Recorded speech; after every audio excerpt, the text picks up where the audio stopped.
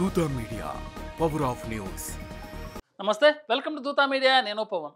హైదరాబాద్లోని జూబ్లీహిల్స్ అసెంబ్లీ నియోజకవర్గం ఒక కీలక స్థానం.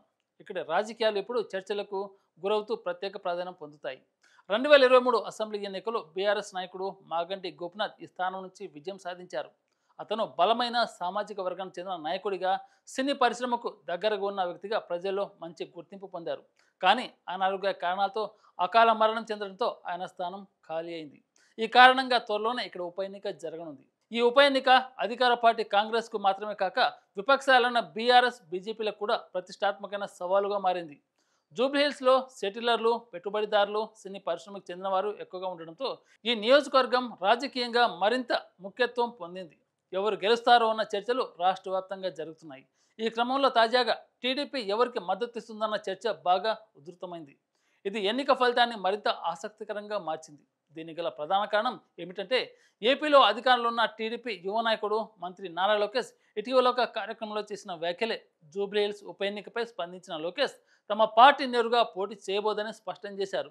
కానీ పోటీలో ఉన్న ప్రధాన పార్టీకి తమ మద్దతు ఉంటుందని, దీనిపై పార్టీ అధినేత చంద్రబాబు నాయుడు అందరితో చర్చించి నిర్ణయం తీసుకుంటారని వ్యాఖ్యానించారు.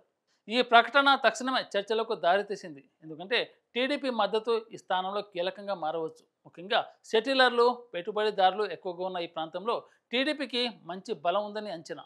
లోకేష్ వ్యాఖ్యల తర్వాత రాజకీయ వర్గాల్లో టీడీపీ మద్దతు ఎవరికి వెళ్తుందన్న ప్రశ్నలు ఎక్కువయ్యాయి. ఇది ఎన్నిక ముందస్తు అంచనాలను మార్చేస్తుంది.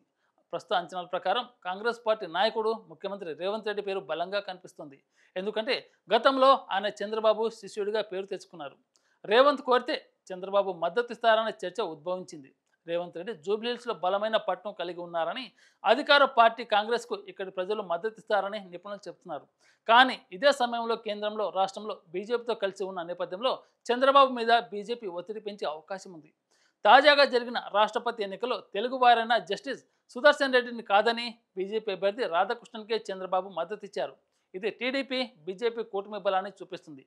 ఏపీలో బీజేపీ, జనసేన, టీడీపీ కూటమి మరిన్ని కాలాల పాటు అధికారంలోకి ఉంటుందని చంద్రబాబు చెబుతూ వస్తున్నారు. ఇది బీజేపీని వదులుకునే అవకాశాన్ని తగ్గిస్తుంది. పైగా కేంద్ర మంత్రి బండి సంజయ్ వంటి నాయకులు తరచుగా ఏపీ పాలనను ప్రశంసిస్తున్నారు. ఇది చంద్రబాబును బీజేపీ వైపు మొగ్గు చూపేలా చేస్తుంది. కాబట్టి బీజేపీ కోరితే టీడీపీ ఖచ్చితంగా ఆ పార్టీకే జూబ్లీహిల్స్లో మద్దతు తెలిపే అవకాశం ఉందని రాజకీయ విశ్లేషకులు అంచనా వేస్తున్నారు. అంతేకాదు, తాజా రాజకీయ గాసిప్లలో BRS working president KTR, Nara Lokesh మధ్య రహస్య చర్చలు జరిగాయన్న వార్తలు కూడా వచ్చాయి. ఇదే జూబ్లీహిల్స్ సీటు గురించేనని గుసగుసలు వినిపిస్తున్నాయి. మాగంటి గోపినాథ్ మరణం తర్వాత కేసీఆర్, నారా లోకేష్ ఆయన కుటుంబాన్ని సానుభూతి చెప్పడానికి సందర్శించారు.